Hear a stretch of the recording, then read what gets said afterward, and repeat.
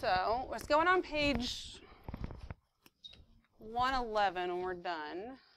But we're going to start on the inside here. Oh.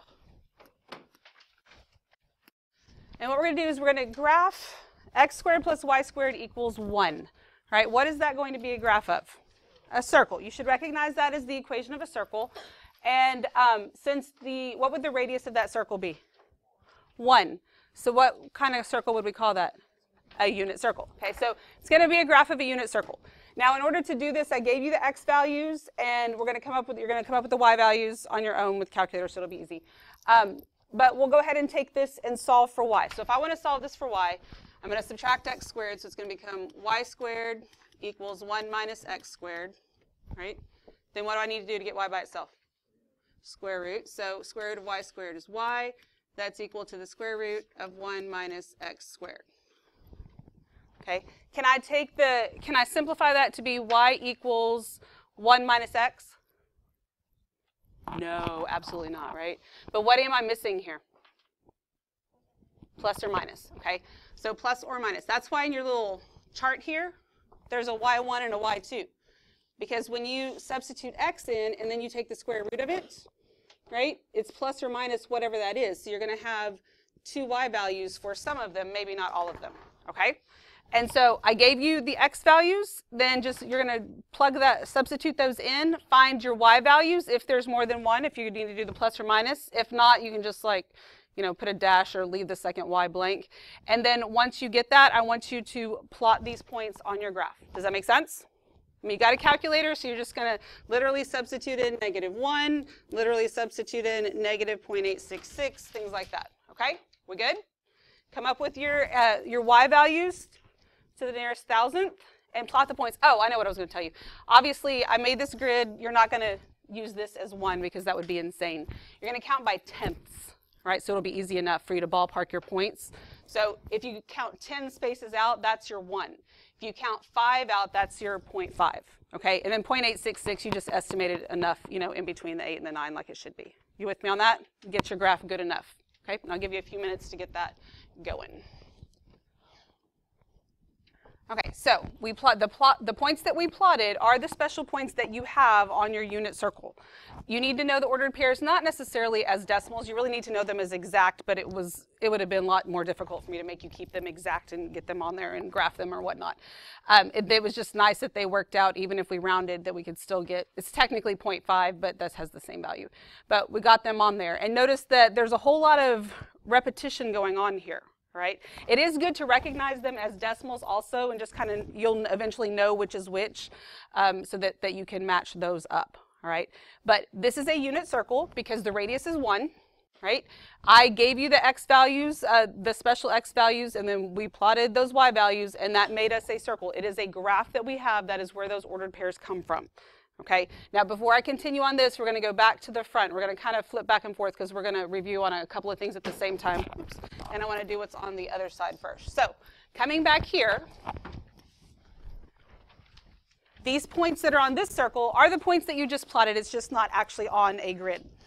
And these are your special angle values, which again, as degrees, we're pretty good with. With radians, for some of it, we're pretty good with. Okay, but I think that past quadrant 1, some of us are still struggling a little bit on those things. So let's get at least the easy ones written in here for radians. So here, we're at 0, right? What's 90 in radians? Pi halves, right? And then 180 is pi, and then 3 pi over 2. Okay. Because remember, you can count. This is like 1 pi halves. This is 2 pi halves, which is pi. This is 3 pi halves. Then this is 4 pi halves, which is 2 pi. Okay? We all get that? No big deal, right? Okay, so now these special angles. Right here at 30, what is your radians? Pi sixths, right? This is pi fourths, and this is pi thirds. Okay. So here's what I'm not so sure that all of you actually get. Right? And you have your your little purple unit circle in front of you. And the whole reason that we put those triangles on there was so that you can see how things reflect and how there's just a lot of repetition there. And if you understand the patterns, it's not a whole lot of memorizing. You just have to understand how things work together. So when we move on to the second quadrant, I know the answer is also like right in front of you, but I want you to see that what happens here with these values, I'm not going to write in the whole thing, but here, this is pi thirds, right? This is a reflection over here. This is something pi thirds. Right? I mean, it's not just pi thirds, so I'm leaving a little bit of a blank. This is still over 4, and this is still over 6. Okay? See how that works? It's just a reflection there. In the second quadrant here, this one's pretty simple because this is 60 and then this is 120, so that's 1 pi third, so this is 2 pi thirds. But do you see how the numerator value is 1 less than the denominator? That's true for all of them in the second quadrant. So since this denominator is 4, this numerator is 3. This denominator is 6, this numerator is 5. Okay? So the numerators are just 1 less than the denominator, and it's just a reflection there. We good? So then when we go to the third quadrant here, it's again a reflection. So this is something pi sixths, this is something pi fourths, something pi thirds. Okay, so to think through it again with counting, I've got 1 pi sixth, that's 30. This is 2 pi sixths, which is pi thirds. 3 pi sixths, which is half pi. Then 4 pi sixths, 5 pi sixths. This is 6 pi sixths, which is just pi. So this is 7 pi sixths. In the second quadrant, the numerator is 1 less than the denominator. In the third quadrant, it's 1 more. So since that's 7 pi sixths, this is 5 pi fourths. This is 4 pi thirds. There's all kinds of patterns here if you really look at it and try and understand it so that you can get those understood and memorized, right?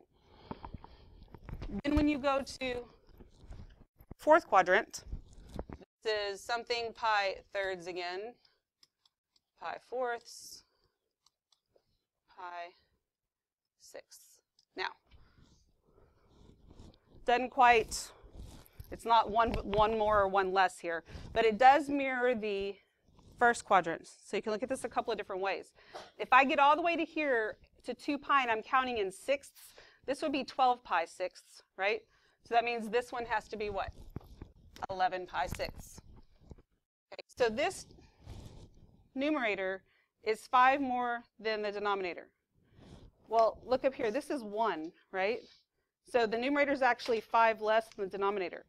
This is 1. So this numerator is 3 less than the denominator. So it's 3 more down here, which is 7. This is 2 less, so this is 2 more, and that's where you get the 5 from.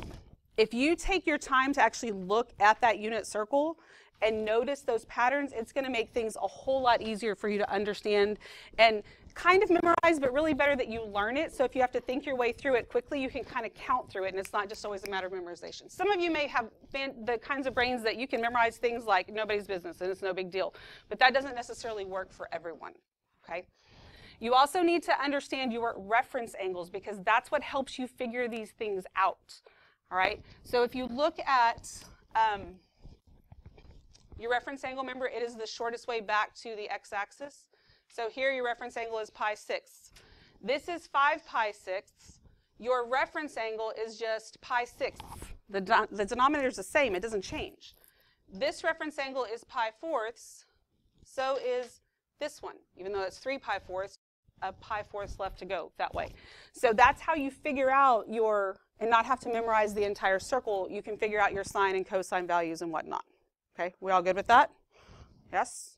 All right, so now let's go back. What I want you to do here is this. Without looking at the front of your notes and without looking at your unit circle, so I want you to close your purple unit circle. You can keep it handy, but close it. I want you to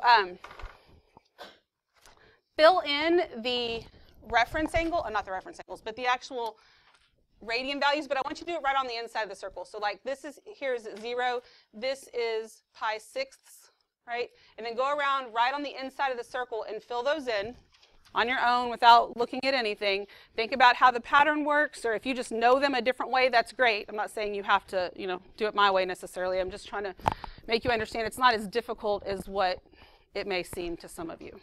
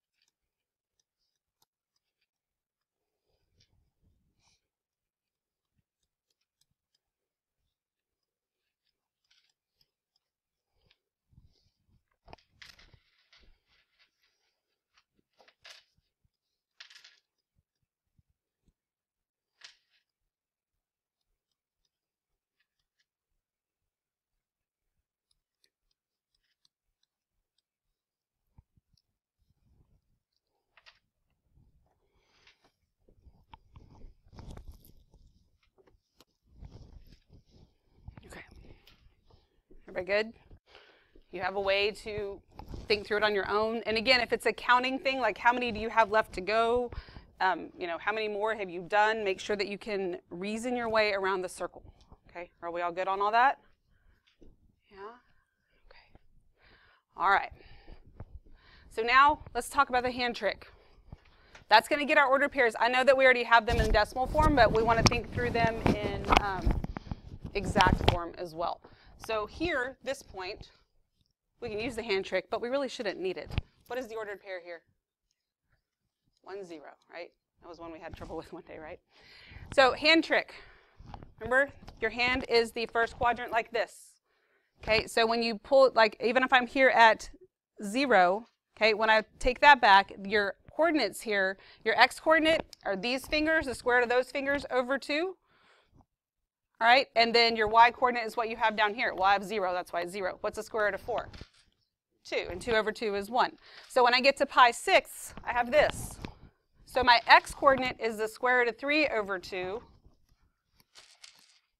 and my y coordinate is 1/2. Then pi 4ths, I have 2 and 2, so that's where I get the square root of 2 over 2, square root of 2 over 2. And I was watching y'all on that one quiz, and so while we're doing it, and I saw a lot of this. It looked like you were trying to play air guitar or something while you were taking your quiz. But that's good, because that's how it's going to help you quickly, you know, understand and remember what to do. So pi thirds, it's like this, right? Square root of 1 over 2, so that's 1/2. And then square root of 3 over 2. And then it works even for this one, even though you probably don't need it. Your x value is 0. Your y value is 1. This is why reference angles are important. Okay, you got to know more than just the first quadrant. We have to know what the cosine or sine is of 7 pi 6 also, and that's where we get our reference angle from.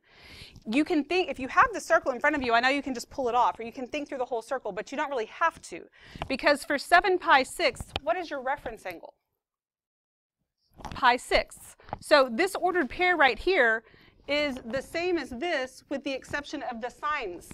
Okay, different sign, right? So I know that this one here, just jump in and then we're going to talk hand trick. I know that the numbers, anyway, have to be the same as that, square root of 3 over 2, 1/2. But then this is where I have to understand either how, well, two different things, you know, how the quadrants work and which part is positive and negative here, and whether sine or cosine is positive in each quadrant. Well, just thinking graph-wise and not even trig-wise, if you're in the third quadrant, is x positive or negative? Negative. So this is negative. Is y positive or negative? Negative. So this is the same values, they're just both negative. Okay? So 7 pi 6 needs to be tied to pi 6 in your brain so that you know that they have the same values, and then you just have to know which quadrant it's in. That's why when we went through that one time and we wrote all that stuff down, like what quadrant is it in? Is it, you know, when is sine or cosine positive or negative, so that we could connect it all to that. right? If you're trying to fill stuff in for the circle and you know which quadrant you're in, then the hand trick works for all of that too. Because if I turn my hand this way for the second quadrant, okay, same thing here. I can take this finger back here, and I've got the square root of 1 over 2, and then square root of 3 over 2. So it gives me the same thing, plus this is just a reflection. So this gives me that 1/2 negative, I'm not negative, sorry. Then square root of 3 over 2. And in quadrant 2, what's negative? X or Y? X. Okay. And remember, your XY is really, what comes first, sine or cosine? Cosine. So cosine theta, sine theta. So that means that the cosine of 2 pi thirds is negative 1/2. The sine of 2 pi thirds is square root of 3 over 2. What is the reference angle for 2 pi thirds? Pi thirds, right? So pi thirds, that's why it matches this one right here. So really the first quadrant's all you have to know 100%, and then you just have to know how the circle is related with everything else. Does that make sense to you? Okay, so I want you to go through, and without looking at your purple circle, okay, I want you to go through and I want you to write in the other exact coordinates for the rest of this circle, thinking through either the hand trick, the reflections, like think about those triangles, that's why we reflected them and did all that stuff in there, and fill in all of your exact values around the circle.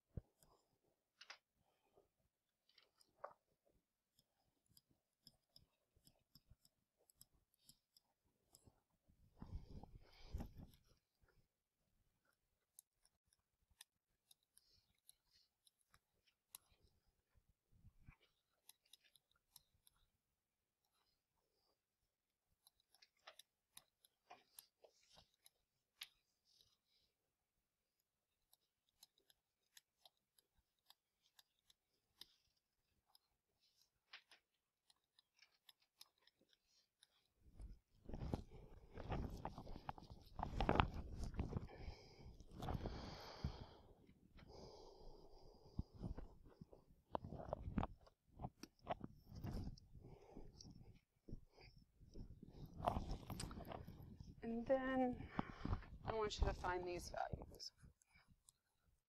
Cosine.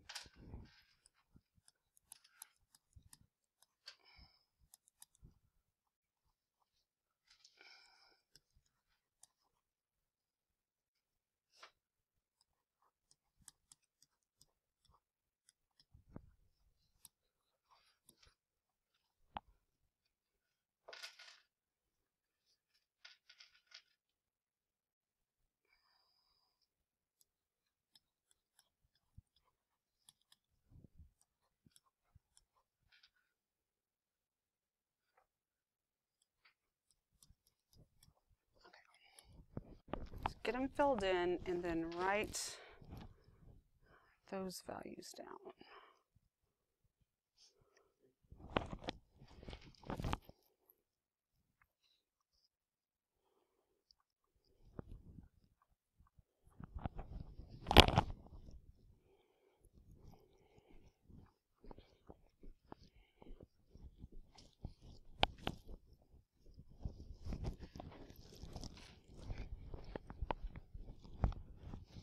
So cosine of 7 pi fourths. If I have all this written down, it's pretty simple, right? But if you're not looking at it, then what you have to think about is, what is this reference angle? Pi fourths, okay, because the denominator is 4, and if it's a special angle, then it's pi fourths, right? And so pi fourths, you know, cosine is square root of 2 over 2. But then 7 pi fourths is in which quadrant? The fourth one, right? So you have to think about that. Okay, so I'm in the fourth quadrant, and cosine is at x or y? X. And in the fourth quadrant, x is positive, so my answer is just square root of 2 over 2 just like it would be in the first quadrant, okay? They just match up. So those things kind of have to think through. The first time we went through that, we kind of wrote them all down. If you need to before you start, like put your plus or minus sign so that you don't mess that up or forget, because that's what usually happens. Is like you get it and you know it's supposed to be negative, but then you figured out what it was and you didn't worry about doing the sign or whatever. All right, so tangent. Is tangent something you can just pull off of here? Yes or no? No, it's not, right? So is tangent sine over cosine or cosine over sine? Sine over cosine, okay, which in this case, really, you get off fine if it doesn't matter, you get it right either way. But, so the tangent of 5 pi fourths. Okay, so again, my reference angle is pi fourths. So my sine is square root of 2 over 2, and my cosine is square root of 2 over 2. If you actually write down that fraction, it like looks scary and confusing, but what does that just give you? 1, and then you just have to know which quadrant are you in? Third, and is tangent positive or negative in the third quadrant? Positive. Plus, it's negative over negative, so that's how you know it's positive, and then 1. But remember, as far as your signs are concerned, all students take calculus, right? That tells you what's positive and negative in each quadrant. But just sine, cosine, and tangent, then you have to know which reciprocals go with which. Okay, so secant, not something I can pull straight off the graph. Secant is the reciprocal of what? Cosine, okay? So 5 pi sixths, what is the reference angle? Pi sixths, okay? And so secant is the reciprocal of cosine, okay? Pi sixths, what's the cosine of pi sixths? Square root of 3 over 2, okay? So secant is the reciprocal of that. So instead of square root of 3 over 2, which I'm going to like jot down here, then what I need is 2 over the square root of 3. Is it positive or negative? Where's 5 pi sixths? It's negative, because 5 pi sixths is in the second quadrant. And in the second quadrant, cosine is negative. So it's negative. Do I get to leave it like that? No. It's got to be negative 2 square root of 3 over 3. So those things that you have to think through.